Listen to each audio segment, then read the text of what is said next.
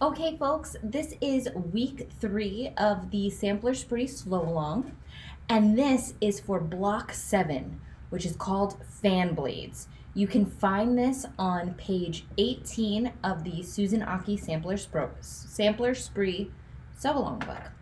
So, Fan Blades is actually a really simple and straightforward block to put together, and I love it. I think it's super cute. So, what you need to do is you need to start with 4 half square triangles, and I've gone ahead and I've made my half square triangles here. If you are unfamiliar with making half square triangles, I suggest going over to my video for the cherry basket block, which I've linked below. And in that video, I break down exactly how to make a half square triangle. So I'm gonna go ahead and make a little bit of an assumption that you are comfortable making half square triangles here. And if not, that's okay. There's another video that I just mentioned, and it's in the description below, that you'll be able to see all of those steps.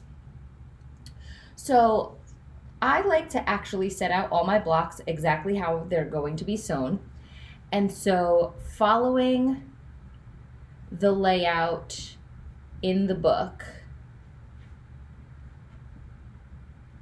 you're going to start with a setup similar to this, so kind of like a little pinwheel situation. But we're then going to use our block D and block C cuts to stitch and flip each of these quadrants to create that fan blades look. So first I'm going to go ahead and I'm going to stitch and flip the block D, which are those small, or block C rather, which are the small ones in the center. And then I'm going to move to the outsides of the blocks and stitch and flip block D. Now I stitch and flipped in, I believe it's in cherry basket as well. So the full slow breakdown of it is in that video as well. But you'll be able to watch me here. So you can watch me here, and then if you still need some like a little bit more hand holding, which is totally fine, you can find that over in that cherry basket video. Okay, so let's go ahead and start by chain piecing these.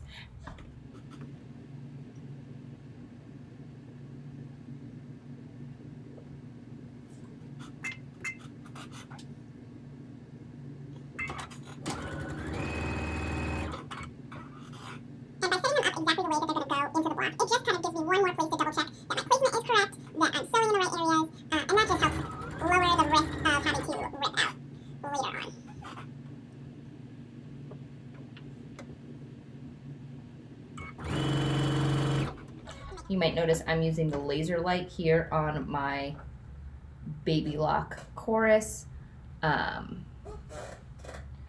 If you don't have a laser on your sewing machine, that's totally okay. You can go ahead and use diagonal seam tape, or you can just go ahead and draw the line directly across the back that you want to follow. So there's a method for every kind of point that you're at. So I'm going to go ahead and clip these, but I am not going to press or do any of that portion yet, because what I'm going to do here instead is I'm going to then sew on these pieces as well. And what that's gonna do is it's just gonna make it so that when I go to the pressing table, I am doing one step. You know, it's one less trip to the pressing table. And so that is always my preferred method. I'm just double checking. So I'm gonna go ahead and now I'm gonna chain piece these.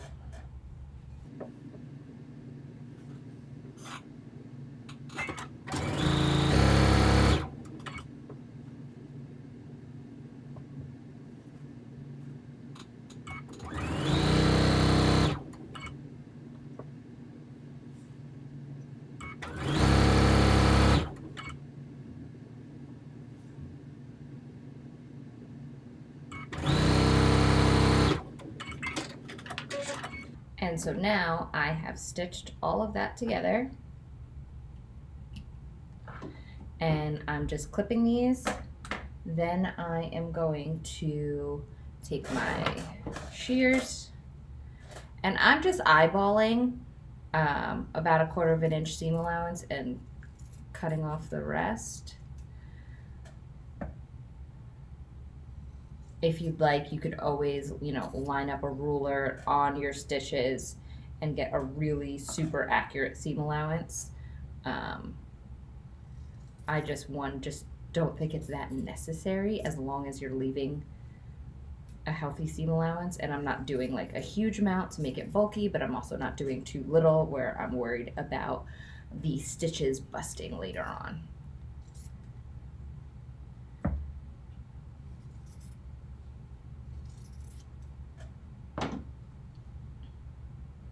So now here I am, I'm clipping the last one, and then I'm gonna head on over to my pressing station, and I will be back in a moment to walk you through the last steps of putting together this boat block.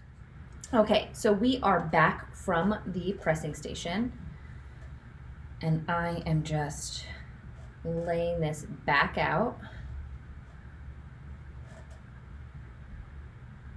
And it's really starting to come together. And so now what we're going to do is we're going to sew together this block and this quadrant and this quadrant. And then once we've sewn that together, we can then sew this top row to the bottom row. So let's get going.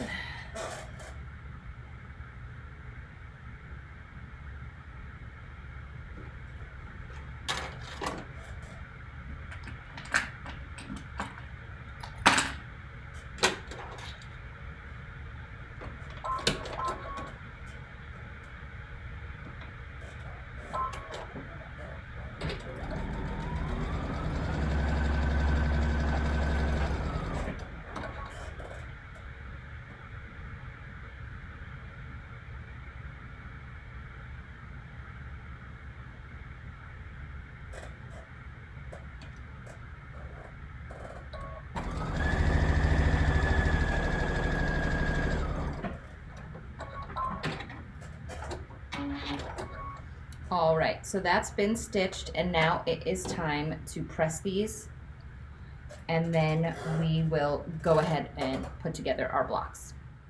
Okay, so we're back from the pressing station, and so now we are just going to sew this row to this row, and our fan blades block will be complete. Now, you may have noticed that I really haven't been pinning along the way. They're pretty small pieces that didn't require too much alignment. But now at this stage, I'm going to pin because I really want to make sure that this center seam lines up.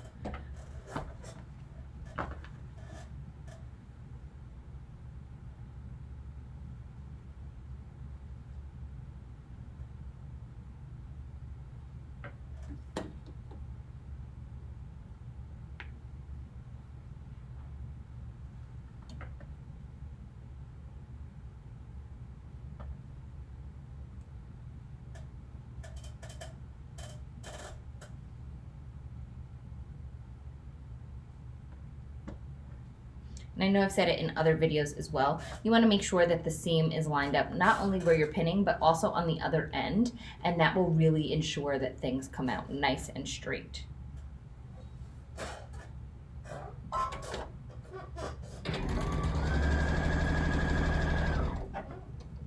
Make sure you're removing your pins before you sew over them.